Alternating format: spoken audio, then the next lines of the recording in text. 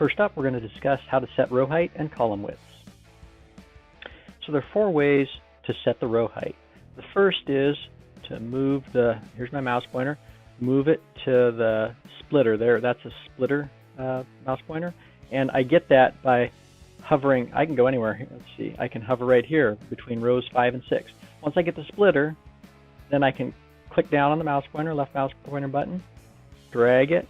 Notice as I'm still holding the mouse pointer button down, notice the height. It tells me exactly how many 75, 76 pixels, etc. And then I'll release the mouse pointer, and voila, there. That's method number 1 for setting the row height. Now, method number 2 for setting the row height is to get the mouse pointer to a splitter again by moving it right in between, and just double click. And it'll auto size to whatever the smallest row height is. And in this case, there's no data in the cell, and it's 11 point, so it's just going to auto size right back to that. So again, drag it, drag another one, double click, well, get the mouse pointer to splitter, and then double click. So that is the first 2 methods of setting row height, and there's 2 additional methods. Method number 3 is to change the font. Let's put some text in here. We have 11 point font. Let's make it bigger. And as I make it bigger, look at the row height. And as I make it smaller, the row height shrinks back down. And let's just reset it. We'll copy and paste. Okay, so the 4th method for changing row height is multi-line. And yes, I taught that in the last section. If I have some text and I hit Alt-Enter, have some more text, hit Alt-Enter, have some more text. When I hit Enter, Alt-Enter puts a line feed, stays in the same cell. Enter is this, it just commits the changes, and voila, the row height is widened. Now if I make the column a little bit wider, I'm going to show you that in a minute. And there, it's corrected, but look at all that white space. And again, I could use one of the prior methods and just double click, and it'll automatically reset the height. So that is the 4 ways to set a row height. Column width, a bit different. Let's do the first method. You drag it, and you drag it, and it gives you the pixels and the width up there as well. Now there's a second way that you can change column width besides just dragging it. Let me get some text in here. So that's a little bit shorter than the column width. Again, just like with row height, if I get the mouse pointer to a splitter by moving it right up in between the 2 columns there, and it has to be, if this is the column I want to resize, I have to go to the right of it. Just like if this is the row I want to resize, I don't go up here and double click, that won't do anything. I have to select this row by getting the mouse pointer at the bottom and double clicking. The column is no different. You go to the right, double click, and boom. It'll auto adjust to the size that best fits the contents of the cell.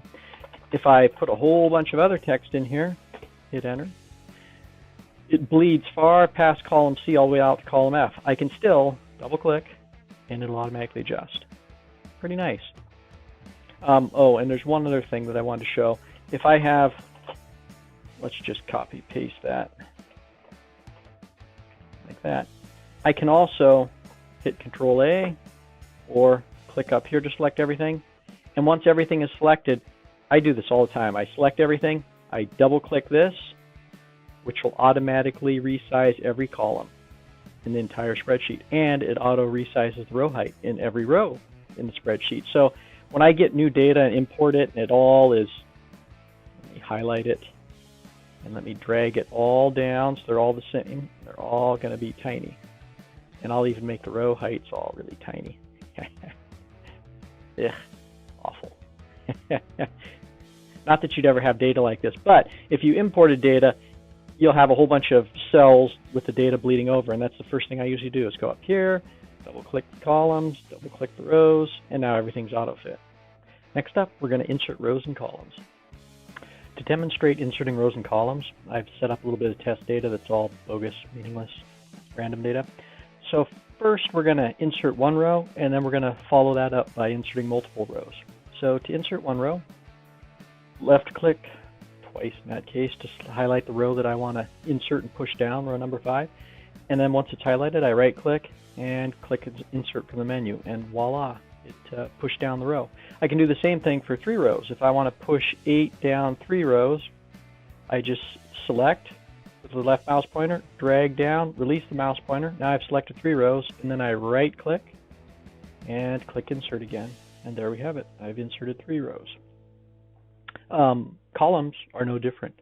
If I want to insert one column, I highlight the column I want to move to the right, and in this case, I could left click it, and then I right click it and click insert. And to do multiple rows, if I want to move this 3 rows over, I left click H, keep the mouse pointer down, drag over, and release the mouse pointer. That selects 3 columns. Then I right, and I can move around. There's no mouse pointer down because the selection is made. But as long as I click anywhere in the selection, right click it, then I can get the insert menu, and that's how I do that. Next up, how to delete rows and columns. To demonstrate deleting rows and columns, we're going to start off with the worksheet with test data that we set up last time. We're just going to undo it. Now let's undo it in reverse order. We'll do the same order. So we'll highlight the row we inserted, left click it, right click, delete. Highlight multiple rows, left click, drag, release the left click, right click, delete. One column, same drill, left click to highlight the column, right click to pop up the menu, delete. And again, left click, drag, release, 3 columns selected, right click anywhere in the selection, delete. We've undone our changes, and that's how you delete rows and columns. Next up, how to move rows and columns. So how do you move rows and columns? Well, in this little snippet, we're going to show how to do it, but there's a better way in the next section. And I'm not going to do rows. They're pretty much the same as columns. I'm just going to move a column. So here we go. Let's take, say this column. So you highlight the column. You're not going to right click like we did for inserts and deletes. You're actually going to move the mouse pointer until it changes. There. See the 4 directional arrows? At this point, I can left click with the mouse pointer and drag and drop my column. And the reason I don't like this move is because sometimes I use it, but it's rare. It leaves the column H blank, and it literally moved the data over to O. And let me undo, Control Z. If I were to take this and drag it and drop it here to move it 2 columns to the left, it's not actually going to insert and shift things around. Oh no, it's going to overwrite, and it's going to ask you, do you want to replace it? Okay. I overwrote my data. This column moved, and the column thing too that was underneath got overwritten. So undo, and we're back to where we were. So I rarely use this move. If anything, I might grab like a chunk of this, cells, parts of columns, parts of rows, and I may just drag this somewhere. I do that a lot. But there's a better way to move columns and rows, and I'll show you that in the next section. Next up, a better way to move rows and columns by using cut paste. So here's the way I move rows and columns around with the cut paste. Let's say I want to take, I'll take the K's. So I'll highlight the range K's. I could have selected and dragged and dropped, or I could left click, press down the shift key, and then left click. That'll select the range as well. Anyway, either way, select the range, right click, cut. You get your little wire rope that's swirling. That means that this range of cells is cut. And then I go up and put it where I want it. Now let's put it here. So I right click, insert cut cells, and voila. The 3 Ks were inserted up there, and I did not lose any data. It pushed all the data down and adjusted everything accordingly. Undo. Let's do the same thing with columns. Escape, so the wire rope disappears. Let's say I want to take all of these columns. So I can multi-select all of those. Right click, cut, get my little wire rope going. Let's say I want to move them back here, and I want C to move over. So I right click on C. Oh, I would never right click a range. The starting point is all you do. So if I want to move these columns, I cut them, and then I right click and I insert the cut cells. And I select just one column C as the point at which to insert them. And there we go. And I could Control X and insert cut cells to put them back, or I could have undone. And that's how I like to move rows and columns around, is with the cut paste. Next up, how to copy paste rows and columns. Sometimes you'll want to copy a row or column and insert paste it somewhere else in the same worksheet. And it's very similar to doing the move that was used based on cut paste. So let's say I want to take the row Jill and have two of them for whatever reason. So I highlight the row, let's do Jill and Jerry. So I'll highlight two rows, and I will Control C to copy it, or I can right click and copy. Once I get the wire rope going, just like the cut, then I just go to where I want to move it. Let's make a copy right down here. We'll have it one right after the other. So I highlight row 6, right click, and insert copied cells. And voila, I have the Jill Jerry row once there and once there. Now notice, so I highlighted it, and then I did my right click, insert copy paste. It's still highlighted, it still has the green squiggles, but if I right click, there is no insert copied cells. So that's one interesting thing. For whatever reason, every time you do it, you have to re-copy it, and now you get one shot with a right click, insert copied cells, and once you use that shot up, it's gone. You only have insert there, so just be advised of that. You have to redo it multiple times. Undo, undo, oops, redo. And columns are no different. Let's do age twice. Copy, right click, insert copied cells, and voila, puts it in. Next up, how to freeze rows and columns on screen so that they don't scroll off. On big worksheets, it can be important to have navigational cues to know where you're at. As such, Excel allows you to freeze columns and rows. So here on this sheet, I've expanded it a bit, but it has multiple columns. I can't see what's over on the left. I can't see the ID column here. It's gone once I start scrolling. And then likewise, when I start scrolling vertically down, I'm going to lose my column headers and not know, what is this? I don't know what that column is. It's been lost. So that's why you will want to freeze rows and columns on bigger worksheets. First, let's start by simply freezing the top row, the column headers here. To do that, it doesn't matter where your cell, what cell is selected or what's going on, simply click View, Freeze Panes, freeze the top row. And it was subtle, but there's a dark, a moderately dark gray line that goes all the way across here. It wasn't there before, and now it's present. If I scroll now, look what happens. My column headers stay, and I can scroll without losing that. So again, that was View, Freeze Panes, Freeze Top Row. Now if I want to undo that, I simply go back to View, Freeze Panes, and Unfreeze Panes. And when I click this, watch that gray line. Boop, that gray line disappeared right there. And now if I scroll, it's just another cell. It's no longer a header cell. It disappears. Likewise, you can freeze the leftmost column here of these ID fields so that they don't scroll off screen. Watch, they scroll off screen and I can't tell what ID I'm at. So to do that, doesn't matter what cell you're anchored on, go to View, Freeze Panes, Freeze First Column. And voila, that darker gray line appeared and shoots all the way down, splitting it. Now when I scroll, that's very nice. That left column doesn't move.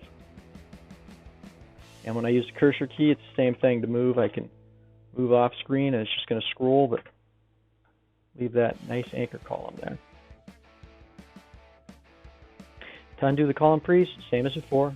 Go to the View menu, Freeze Panes, drop down, Unfreeze Panes, and now we're back to normal. Now, neither the header row 1 or the leftmost column stay locked.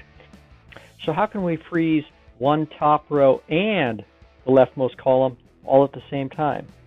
Well, the answer is surprisingly simple. Just highlight the cell that's in the intersection right below the row and right to the right of the column. It's with the blue highlighted sections here. It's really easy to see. Anyway, you just put the cell pointer there and click View, menu item, Freeze Panes, and then Freeze Panes again.